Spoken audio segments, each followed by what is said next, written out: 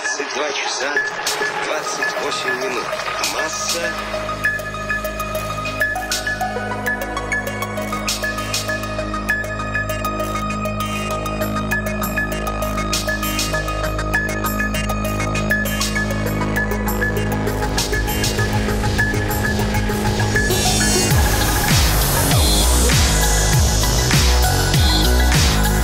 We choose to go to the moon.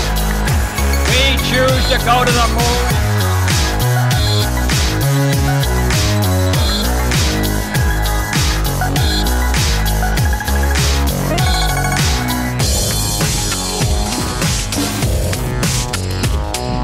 One small step for man, one giant leap for mankind.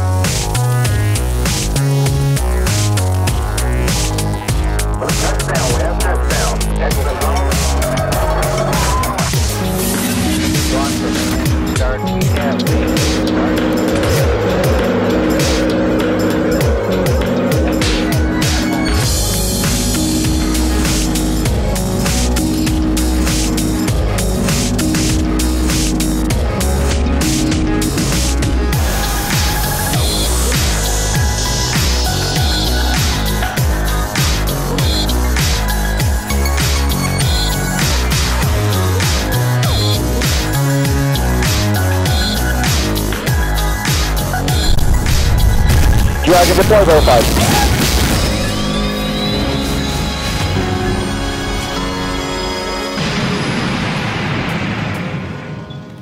Welcome to Spacevidcast 5.12 for Saturday, July 21st, 2012. We are Benjamin and Carrie Ann Higginbotham, and we'll be your hosts for the show, which will actually be backwards and reversed from our normal format. Would you like to explain why? Yeah, actually, we do this show, maybe you've heard of it, called Spacevidcast, and Ben and I happen to go out to many a internet website looking for stories to present to you who may or may not have time to look at all of these different stories and figure out what's what and who's who. And we came across Reddit/r/space, looking at different stories, and there was actually somebody who had just posted a question. And this is their question. Question is how, this is in talking about planetary resources. Yes. And it says, how do they expect to bring anything of value back to Earth without having it crash cataclysmically to the surface? Let's say we start mining an asteroid and find the mother lode, a ton of sweet crude oil, which I do not believe we will find. Enough to satisfy 1 year of global consumption. How would this be hauled back? That's nearly 216 billion pounds. And so forth and so on. Could someone enlighten me? And we got to thinking, you know, wouldn't it be awesome if we could actually just get, I don't know, say the president of Planetary Resources to answer that question? Chris Lewicki, president and I believe chief asteroid miner of Planetary Resources. Yeah, totally. Welcome to Spacevidcast. Hi guys, how's it going? So you heard the question, which is, we go up there, you find some stuff to mine, you mine it, how do you bring it back? Well, the short answer is, of course, very carefully. The long answer takes a little while longer to explain. So Planetary Resources is the asteroid mining company, of course, and we recently came onto the scene with our intentions to bring the resources of space, you know, back to here on Earth, and just for the benefit of humanity. It's also about expanding the sphere of economic influence of humans off the surface of the planet, past the geostationary belt, and into the solar system. Awesome. So we're starting and doing that by learning more about the asteroids with our Orchid series of spacecraft. And the first thing that we're looking for is water. And this is a long roundabout answer to talking about returning material from space.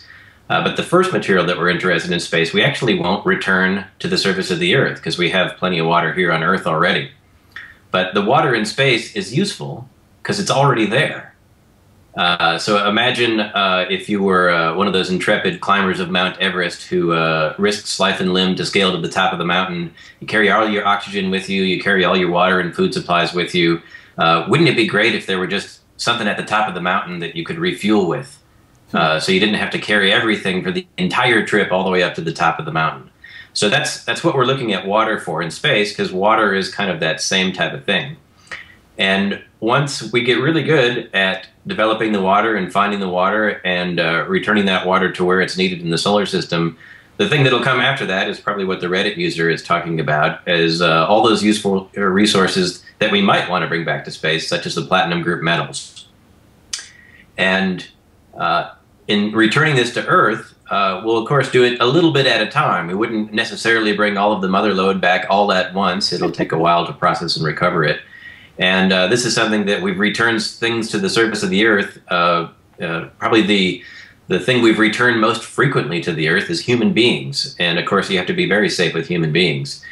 So we've learned a lot of that technology, and we'll use those same types of technology to return valuable materials from asteroids back to the surface of the Earth without causing a cataclysmic whatever it was. But you're still a ways out from that, right? I mean, stage 1 is find stuff, primarily water. Stage 2 is collect said water. And then stage 3 is, okay, look beyond water for other rare earth metals and whatnot, and then find a way to bring those back. Is that a fair kind of scrunching it way down?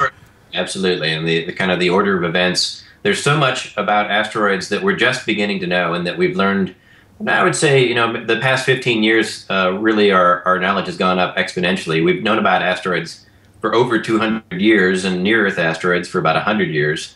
But we've only it's only been 10 years since we've been to one up close. So there's a lot more to learn before we'll be able to determine exactly how we'll recover and exactly how we'll return it. And that initial learning and figuring out how to commercially process it is what Planetary Resources is focused on today. Well, Chris, thank you so much for taking the time to come on the show, explain what Planetary Resources is, and answer that Redditor's question. I think it's really cool that we're able to get one of the chief guys in charge of Planetary Resources to take care of that from a social media aspect. It just shows how in touch with everything you guys truly are. All right, great. Look forward to being on the show again. That sounds great. Hey, thank you so much for your time.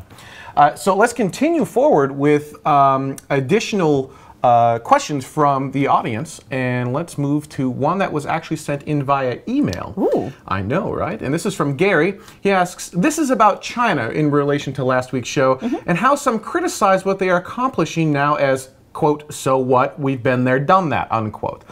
Well, remember when you got your first driver's license? That was a pretty big deal for you. Did your parents or other friends poo-poo it with big deal, been there, done that?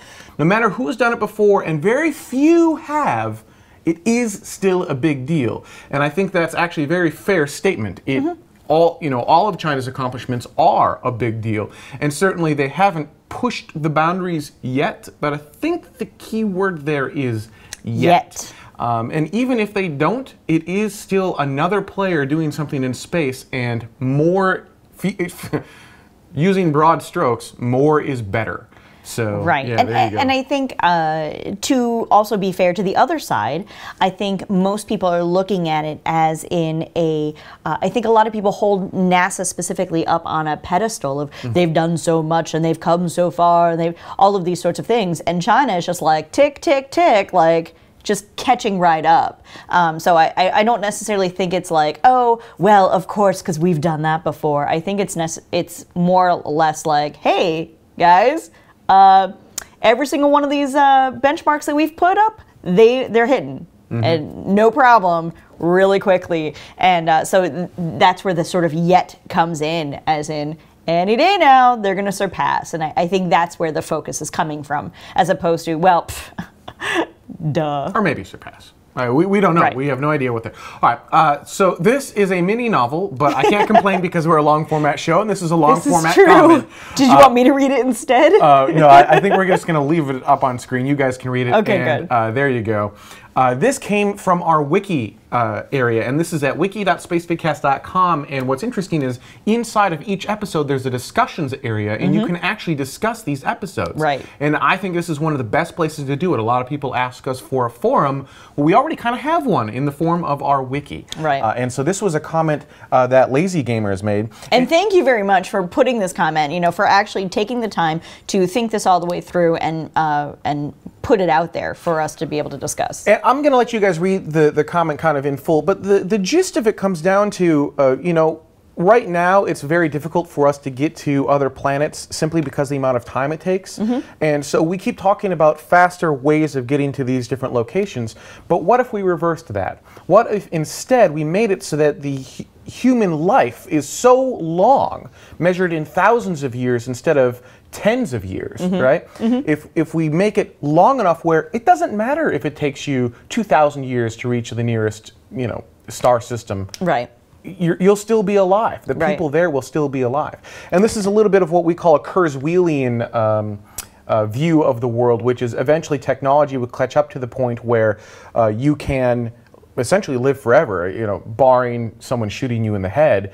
You'll be able to stop the aging process of the body. We'll get rid of most of the disease, most problems with the body we can get rid of, and you'll just be kind of frozen in time. And right, so instead of the limitation being how fast we can get there, and now it's how long can we live? Yeah, it's how right. The limitation right now is that we can't live long enough to get there fast enough. But if we just keep going with whatever today's technology is, and speed it up as needed, or as we do discover something new and cool, and that's awesome. But if we're living longer, then it won't matter because you have all the time in the world. In a way. Right? So in the bold part of this text, we could theoretically live for thousands of years, millions even. Then space travel to humans would be a walk in the park. It would be. Yeah, right? And so that's certainly a very different way of looking at the problem. I wonder if maybe the solution isn't both. Certainly, you look at human life, and it is getting longer. Right. Even in the last 100 years, we've extended the expected lifespan of humans quite a bit. And I expect that extension to continue going forward. It hasn't stopped. You just keep getting a little bit older. Each generation gets a little bit older, a little bit older. And it could be that with nanotechnology and some of the research we're doing, we could find a way to just basically stop the aging process completely. So cool. And that could happen in our lifetime. It hasn't happened yet, but it could. And that would change space travel. But if you combine that with next generation propulsion, you have this weird intersecting effect where you live long enough and you could travel fast enough where you can do some really amazing things. So yeah, it's kind of an exciting futuristic way of looking at stuff, certainly. Or futuristic. Futuristic, which is what I said. This is in regards to Virgin Galactic. Yes. And talking about Launcher 1, which is their small payload to low Earth orbit. Virgin's approach is similar to the one from Stratolaunch, which is the Paul Allen, Burt Rutan, and Elon Musk venture. It's actually more Paul Allen, Burt Rutan, and SpaceX is kind of doing the launcher part. They should all team up and call me so I can come work for them. So interesting, I brought this comment up because that actually kind of is how it works. Keep in mind, Paul Allen and Burt Rutan are no strangers. They formed, what was the name of the company they formed? I'm like, Stratolaunch, that's not it. No, I know, now I'm drawing not the spaceship company, it was the one that won the Ansari X Prize. I should know this. Someone in the chat room help me out here. Anyhow, they formed this company. It won the Ansari X Prize. That was Spaceship 1, White Knight 1. And then Scaled Composites. Thank you, Wicket. That's what I was looking for. So Scaled Composites won the Ansari X Prize. And Virgin Galactic's Spaceship 2, White Knight 2, notice it's named one number after the Ansari X Prize as White Knight 1, Spaceship 1. Also, essentially a Burt Rutan vehicle is designed for Virgin Galactic. Stratolaunch, also a Burt Rutan vehicle, notice all three of these are Burt Rutan, is essentially a supersized version of Spaceship 2, White Knight 2. So I'm not sure that they need to team up. They already have the same team of people working. I mean, the money behind it shifts a little bit, right? But the base form team of all this stuff, they've been kind of working this the whole time. So that's why. Just thought it'd be kind of interesting to point out that all these companies kind of in their own way are the same. It's very friendly. NewSpace is very friendly with one another. Let's just say that. We'll end with this, which is the also the same commenter who left on Wicked, Laser Gamers. In the beginning, we say there's frequent coarse language. We actually say it's infrequent coarse language. You've never spotted any coarse language. We do try to keep this show as clean as possible for children, but we are designed for adults. This is a show for adults, by adults, to adults, to get adults inspired about space again. Children have plenty, re-inspired in many cases. Re-inspired. Children have plenty of outlets to get inspired with space. But as an adult, where do you go? You could watch children programming, but that's not nearly as much fun. So this show could have language, and we just want to let parents know that because typically space shows are kid-friendly, ours may not be. We try to keep this part of the show as kid-friendly as possible, but we do want to warn you, sometimes language can kind of get in the way. Let's take a quick break, and when we come back, our main topic, which is going to be MSL landing is coming up. Yikes. And that's from our tour. We'll tell you why we're laughing at that. And after dark, you have to... And NewSpace is coming up, as well as SpaceUp, SpaceUp, SpaceUp. It's going to be awesome, so stay with us. We'll be right back. Look into her face, determination in her eyes. She won't give up or quit or fall for little fashion lies. Filled with awesome expectation, this girl's a fascination. And nothing in her way will keep her from her destination. Cause she's fire walking, she's fire walking. When it's hot, she keeps on moving. Through the heat, keeps on improving. Yeah, she's fire walking, she's fire walking to be free.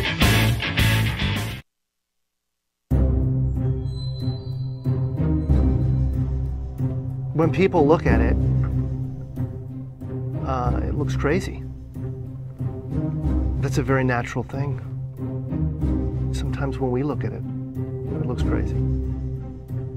It is the result of reasoned engineering thought, but it still looks crazy. From the top of the atmosphere down to the surface, it takes us 7 minutes.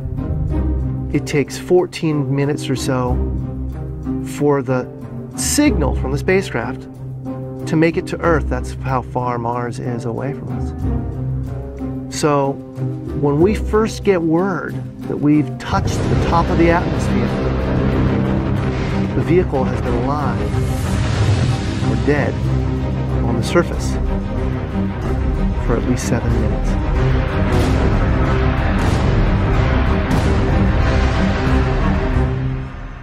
Entry, descent, and landing, also known as EDL, is referred to as the 7 minutes of terror because we've got literally 7 minutes to get from the top of the atmosphere to the surface of Mars, going from 13,000 miles an hour to 0 in perfect sequence, perfect choreography, perfect timing, and the computer has to do it all by itself with no help from the ground.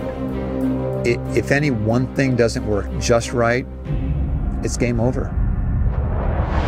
We slam into the atmosphere and develop so much aerodynamic drag. Our heat shield, it heats up and it glows like the surface of the sun. 1,600 degrees. During entry, the vehicle is not only slowing down violently through the atmosphere, but also we are guiding it like an airplane to be able to land in a very narrow, constrained space. This is one of the biggest challenges that we're facing, and one that we had never attempted on Mars. Mars is actually really hard to slow down because it has just enough atmosphere that you have to deal with it. Otherwise, it will destroy your spacecraft. On the other hand, it doesn't have enough atmosphere to finish the job. We're still going about 1,000 miles an hour. So at that point, we use a parachute. The parachute is the largest and strongest supersonic parachute that we've ever built to date. It has to be able to withstand 65,000 pounds of force, even though the parachute itself only weighs about 100 pounds. When it opens up that fast, it's a neck-snapping 9 Gs. At that point, we have to get that heat shield off. It's like a big lens cap blocking our view of the ground to the radar. The radar has to take just the right altitude and velocity measurements at just the right time, or the rest of the landing sequence won't work. This big, huge parachute that we've got, it'll only slow us down to about 200 miles an hour. And that's not slow enough to land. So we have no choice, but we've got to cut it off and then come down in rockets. Once we turn those rocket motors on, if we don't do something, we're just going to smack right back into the parachute. So the first thing we do is make this really radical divert maneuver. We fly off to the side. diverting away from the parachute, killing our horizontal velocity and our vertical velocity, getting the rover moving straight up and down so it can look at the surface with its radar and see where we're going to land. And we head straight down to the bottom of a crater, right beside a 6-kilometer high mountain. We can't get those rocket engines too close to the ground, because if we were to descend propulsively with our engines all the way to the ground, we would essentially create this massive dust cloud. That dust cloud could then go and land on the rover. It could damage mechanisms and it could damage instruments. So the way we solve that problem is by using the Skycrane maneuver. 20 meters above the surface, we have to lower the rover below us on a tether that's 21 feet long, and then gently deposit it on its wheels on the surface. As the rover touches down and is now on the ground, the descent stage is in a collision course with the rover. We must cut the bridle immediately and fly the descent stage to a safe distance from the rover.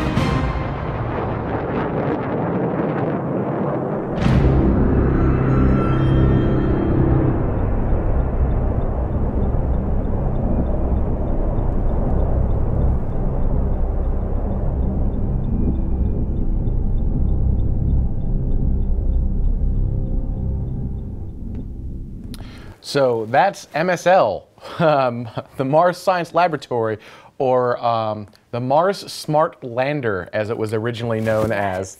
Yeah, that is happening, as the graphic said. That's August 5th, although if you go by Coordinated Universal Time, that's actually August 6th.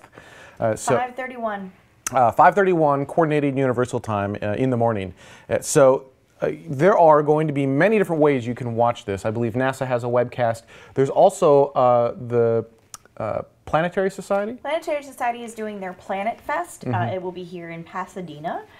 So that's going on. The Mars Society is having their annual conference also in Pasadena. I believe they will be streaming it as well. And like you said, NASA will be doing it. So you basically don't have a reason to not see it. So this is going to be an interesting event.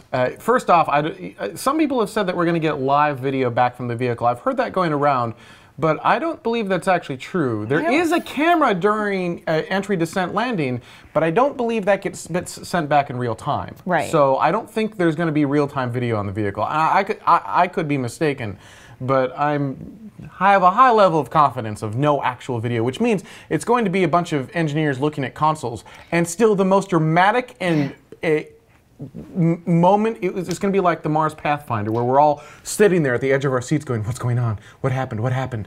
But Mars Pathfinder was a much easier lander, and this is what we'd love to hear from you guys in the comments. What do you think is going to happen to MSL? Do you think it's going to land safely? And if so, why or why not? Any bets? We're going to take bets. Kind of, right? Exactly. And what are you going to do for this particular event? Are you going to watch it online? Are you going to try to go to maybe your local observatory has an event of sorts? Cool. Maybe a local museum, like a science museum, has an event of sorts? Yeah, there should be events all over the globe going on for this. Yeah, I think so. It almost should be like a Yuri's Night kind of event, but like an MSL night or something like that. Exactly, right? Where you can host a party or something fun like that. That would be fun. So what are you going to do, and do you think it will work? Why or why not? Leave your comments here on Spacevidcast, on Facebook, on Twitter, on YouTube, in the wiki, like you've seen in the beginning part of the show. We love hearing from you. We love interacting with you guys. USKO says he wants to go see it in person on Mars. Okay. I do too. However, I don't think we are quite ready for humans on Mars just yet. So there you go. In addition to that, we've got other events coming up. This weekend, 1 week from now, essentially, this week, Thursday, Friday, Saturday. There you go. What dates are that? Do you know? 26, 27, 28, I believe. July 2012. July. In case you're watching this on demand. Well, that's true. Is the NewSpace 2012 art conference put on by the Space Frontier Foundation. Yep. And for whatever reason, they have asked me to speak at one of the on one of the panels. Crazy. I know, weird, right? So I fooled them. They have no idea what's going on. They don't know who he is. So that will be happening, and I'm excited because our panel is going to be talking about ways that people who are not currently in the aerospace industry can get involved, because there is this kind of resurgence of excitement. What? I know, resurgence of excitement. People who don't actually work in the space industry can do something like a podcast or something about the space industry. Exactly. That's unheard of. What's weird is it can then lead you to working in the space industry. What? I know, right? So, yeah, we're going to be talking about how you can do something for space to help advance space. And it's going to be a really interesting panel. We've got from San Diego Space Society, Jesse's going to be there, who also, he founded the San Diego Space Society, I believe. He's one of the founding members. He's also helped out with starting SpaceUps. That's right. Yep. So he helped start a chapter, an NSS chapter, the NSS, I believe, National Space Society chapter in San Diego. He helped start a new type of space conference. So pretty good resume for that. Then there's me. I don't know why they got me there. And the Space Travelers Emporium. And the Space Travelers Emporium started that, a little storefront. They've got Rick Tumlinson, who is like one You're in a panel with Rick Tumlinson? Yeah. Yeah, they don't know who you are. I know. This thing's going to be awesome. And that's just one of these panels. We're also going there to stream NewSpace 2012 live right here on Spacevidcast.com. So if you can't make it in person, always try to make it in person, by the way, because there's something unique that you just miss on the internet. But like if you can't, Cosmobot. Like Cosmobot, exactly. But if you can't make it in person, certainly watch on Spacevidcast.com, and we'll try to keep the comment section open so that if you can still ask your questions in real time of the panelists and the guests up on stage. So that's coming up in in less than a week at this point. So we're excited for that. In addition, there's more space goodness. SpaceUp LA. SpaceUp LA is going to be August 18th and 19th. SpaceUp Waterloo is actually the weekend before. I believe it's the 11th and 12th. And then coming up in September is the very first ever SpaceUp Europe. Bam! So for all y'all across the pond who keep complaining that we don't have a SpaceUp over here, well, now you do. So I expect every single one of you to sign up and go.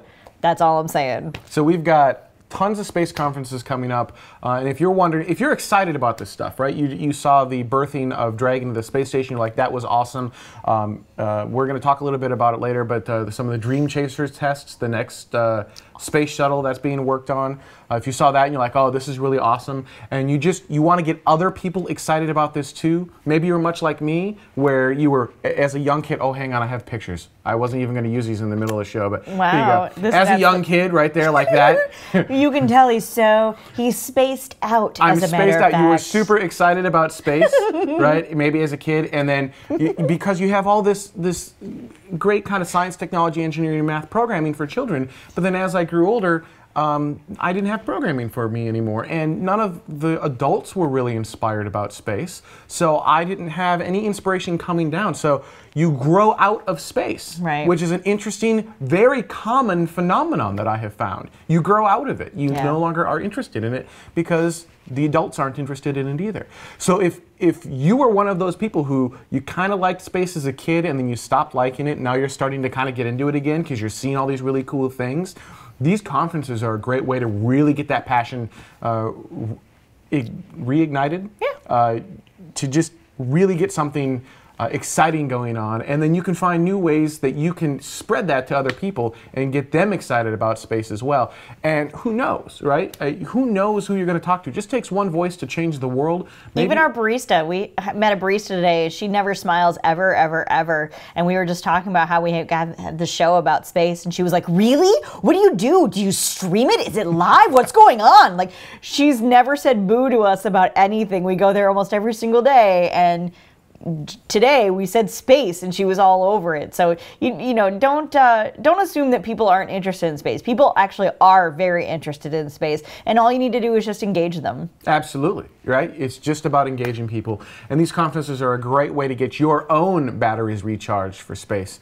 And we don't get anything from promoting these conferences. We just think they're really cool. So certainly check out NewSpace 2012 coming up in less than a week. There's going to be a lot of great panels. You can go to, I think, what is it, NewSpace2012.space. Just Google NewSpace 2012. It'll be the first hit. Go there and you can actually look up the agenda, see what's going on. And see a really great picture of Ben. And it's a really great picture. It's not that picture I just showed you, although I do have, just for you guys, because there's one more picture. There's me. There you go.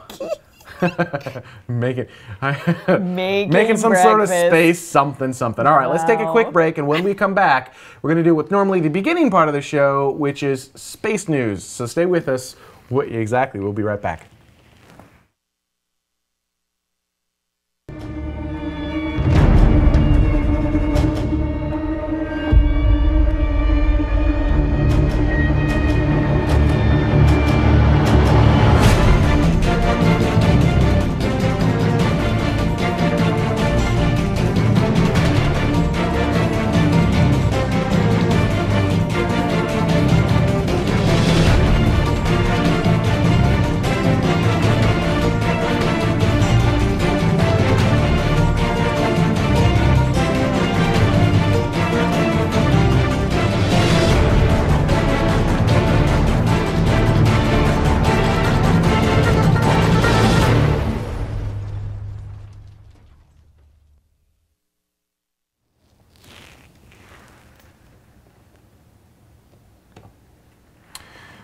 Copenhagen suborbitals.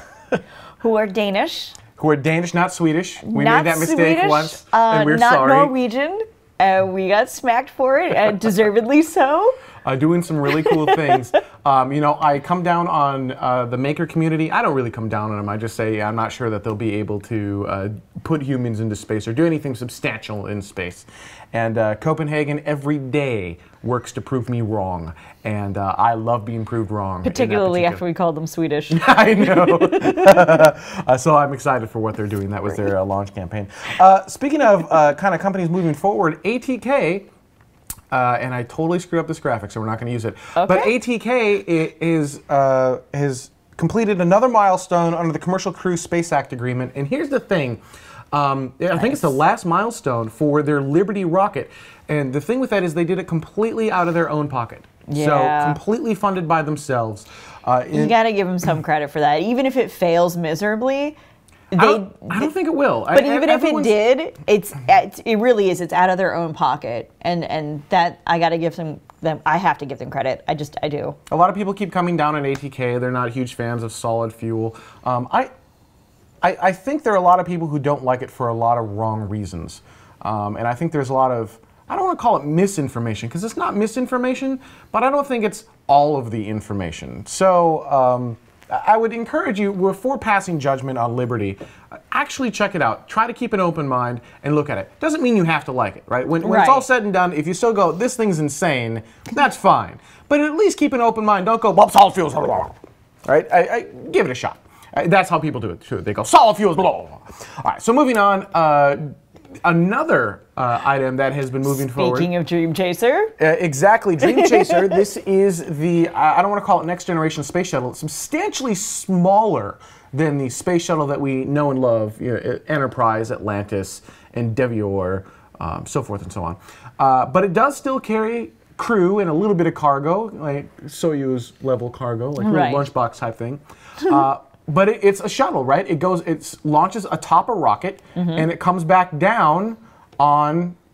Like a plane. On a runway, right? Like a plane. It lands like a plane. And they just completed nose cone testing for that. Very cool. Or the nose landing gear testing for that. And they had, not that long ago, done the captive carry flight tests as well. So they're making some pretty good progress with that. They're for whatever moving reason, along. there was no footage or there was no photos or video. All they had was this silly rendered thing, right? I mean, if you completed the test, give me something else to show, guys. But yeah, that's what I got. They might still be going over everything. And actually, as Jim Noble says, the Dreamchaser is the only vehicle that actually looks reusable. And they follow this link right here. I even give you a QR code in case you're being super lazy. Follow that link, and you'll make it to a video of the full flight profile. It's kind of a promo video. You got to search. This brings you straight to this story, but kind of dork around and you'll find it on Sierra Nevada's website. And it's really cool what they're able to do. With this engine and with this vehicle, just from an abort mode, safety mode, all that fun jazz. Moving right along, Big Bang Theory, this is my favorite. This comes back down to the idea of we live in a new era. We live in an era. We live in the future. We do. We live in the future. That's exactly right. We live in an era where we're giving away tickets to space for realsies. Check this out. I'm astronaut Rick Searfoss. I flew the space shuttle 3 times, twice as a pilot, once as the commander. So my question for you, Simon. Yes? Would you be interested in flying in space with me on board the Link suborbital space plane?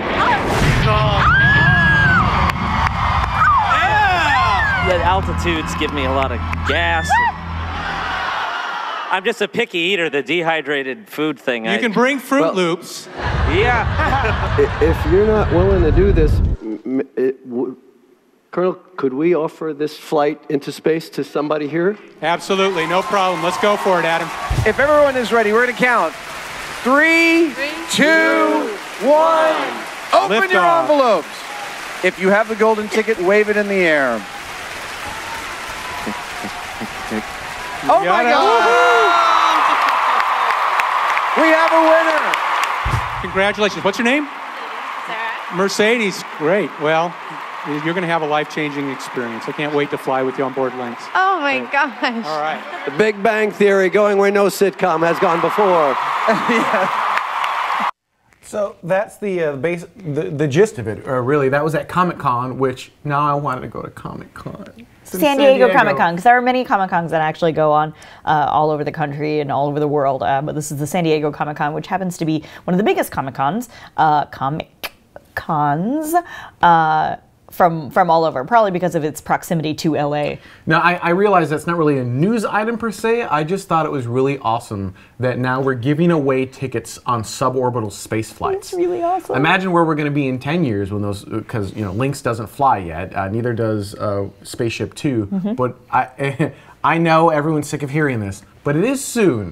They will eventually fly, and it's cool that we're at a point now where we are giving these tickets away. So that made me excited and happy, because hopefully some Spacevidcaster will give us tickets, because we have to go together, or at least not together, but we both have to go. Otherwise, she'll kill me, or I'll kill her.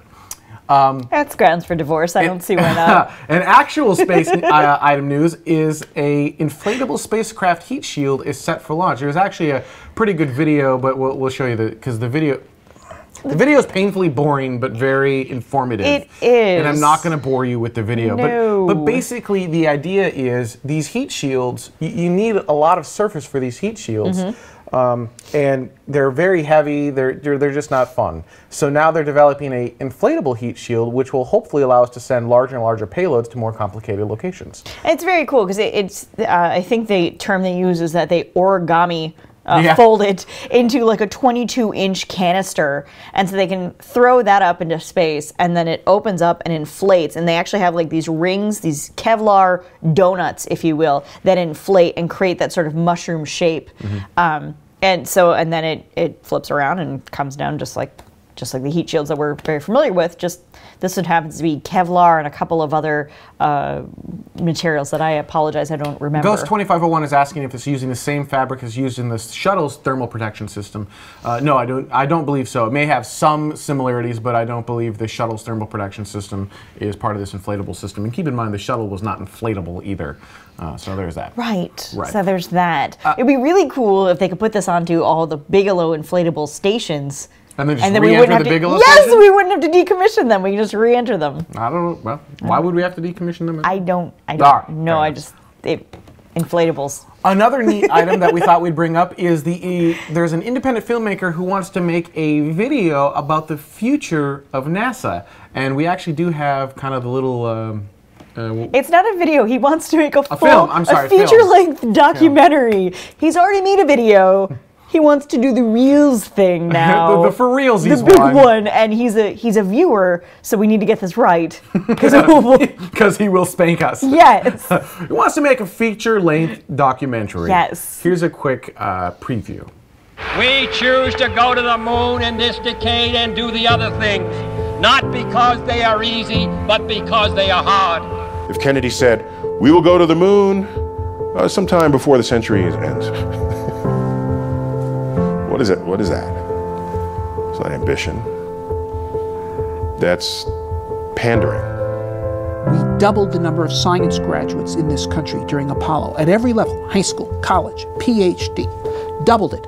I think everyone was so proud of our country, so proud to be an American. It made everyone stand a little straighter and try a little harder and strive to reach a little farther. In 2010, The space shuttle, after nearly 30 years of duty, will be retired from service.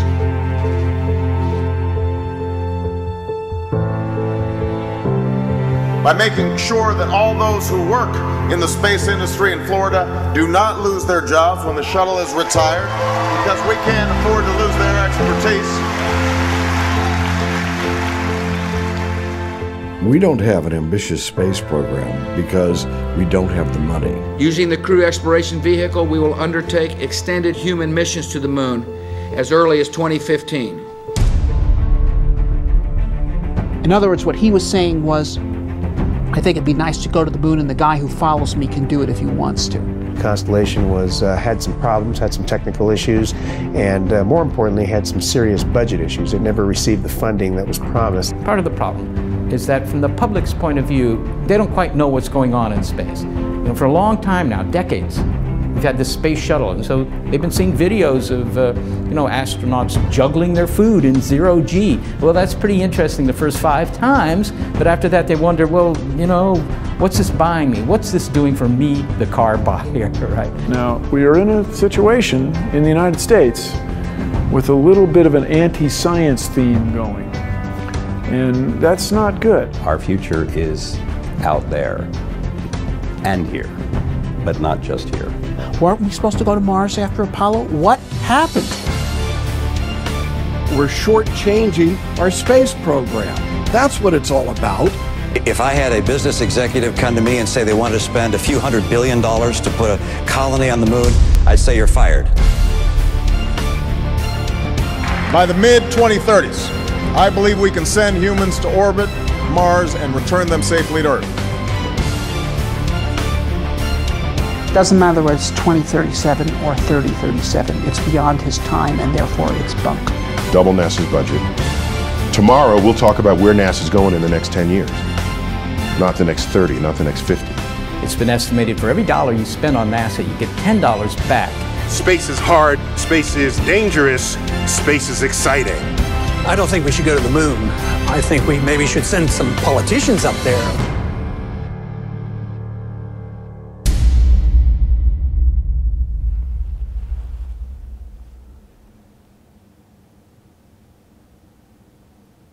So there you go, fightforspace.com, and you can also hit up the Kickstarter page, which is right there, or the QR code right there as well. And I thought it looked interesting. I thought that was a really well done promo video. Obviously, we aired the whole thing in the show, which is why we thought it was really cool. Totally. And it's one of those things where I firmly believe, obviously because we made Spacevidcast, that the more people you can get excited about space and talking about this stuff, the more people you can get doing this stuff as well. Because it needs more than just talk, right? You need action, but you need people to understand why we need to spend this money. Right. There needs to be this general understanding, and we're at a very exciting time right now. The space shuttle has been retired. That's not a bad thing. Right. That is a catalyst for necessary change, and I'm very excited with where the industry is going. Maybe we'll build SLS, maybe the Space Launch System, maybe we won't, but at least we're working on a next generation heavy lift rocket. SpaceX is working on the next generation heavy lift rocket. I'm sure you got Mass and Space Systems. He was on this show talking about his plans to go to the moon, go to Mars, go to asteroids, and he's not kidding around. I mean, he's not just saying, Right. maybe this might.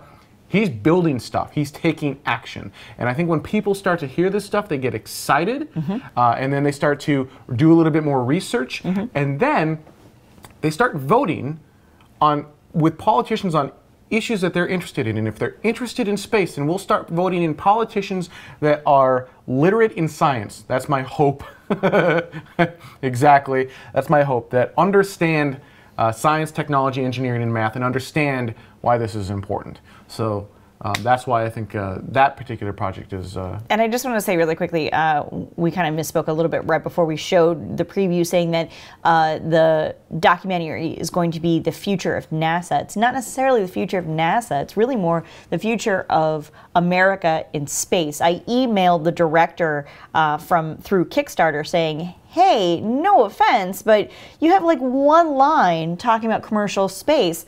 what's the deal? And he came back to me and said, you know, thanks for writing. The documentary is not just NASA focused. We are covering the entire space program, and this includes commercial enterprise. NASA just happens to be a good key word, which is a really good point. The reason SpaceX, Bigelow, Sierra Nevada, etc. are not represented in our trailer is simply because we didn't have a chance to interview anyone from those organizations before making it. To not include commercial spaceflight would be misinforming, and we recognize that. And we won't be releasing our film without that content. We will be covering in detail what they're doing for our space endeavors. One other thing, so there's some conversation going on in the chat room, right? Thanks to Paul Hildebrand for replying to me so quickly. I appreciate that. Conversation going on in the chat room right now talking about do these companies have the money to make this stuff go? And I would argue again, with education, as more people understand this stuff, investors will start to understand the importance of it as well. And as the excitement in this industry begins to grow, you can find more venture capital money than you could before. Right. That's not to say it will suddenly just start flowing like a river. Right. You know, space is hard. Space is very, very hard. But it is becoming a billionaire's playground. And yeah, I mean, you look at the guys the guy who started PayPal, the guys who started Google, the guy who started Virgin Music, for crying out loud. These are huge names who've got a little bit of bank. Right behind them, and what are they doing with their money when they finally get to a point where they probably have bought every single toy that they've ever wanted ever? What are they doing now? They're investing in space. Right. So the more people we get excited about this stuff, I think the easier it will be for other companies to get into space and to find the necessary support in the areas in which they need to get there. And not sound crazy. Right. Exactly. Not sound like this is some wacky scientist who has no idea what he's just completely nuts. Instead, it will sound like, okay, maybe he can make this work, team him up with a viable business partner, and we might actually have a company out of this thing. So that's my hope. Maybe I'm crazy. Maybe that's not something that will ever happen, but I don't believe that to be true at all. So anyhow, that's our show for this week. I'd love to hear what you thought about anything that we mentioned in the show, any of the comments, and leave that certainly on YouTube, on our wiki discussion article over at wiki.spacevidcast.com. Facebook, Twitter, whatever you want to do, as long as we can find it. Email. Just email Benjamin or Carrie Ann at spacevidcast.com. And we'd love to bring your comments into the show and continue this discussion. I think it's important. Due to NewSpace 2012, we will not be doing this show next week, but we will be broadcasting live from NewSpace. So in its place will be the NewSpace panel that's going on at that time. And there's a gala, so we have to dress up. Yeah, we have to look pretty. So it won't be t-shirts and jeans. I'm sorry. It might be t-shirts. Well, he's gonna. Yeah. And of course, your SpaceVidcast Epic subscription helps us to continue to produce the show. Go to spacevidcast.com/epic. It's $10 per month or $100 per year. That not only gets you an ad-free experience, so no more commercials, no more Google ads, pop-up ads, stuff like that. It also gets you access to exclusive content that otherwise you wouldn't get. For example, we're about to go into our next show, which is SpaceVidcast After Dark. That is only available to SpaceVidcast Epic subscribers. So once again, go to spacevidcast.com/epic. And that money goes directly back into the show, helps us buy equipment, bandwidth, hosting costs, stuff like that, so we can continue to bring you this show week after week and do cool things like NewSpace 2012. I'd like to thank everyone so much for watching. Stay with us. SpaceVidcast After Dark is up next, and we'll see you at NewSpace 2012.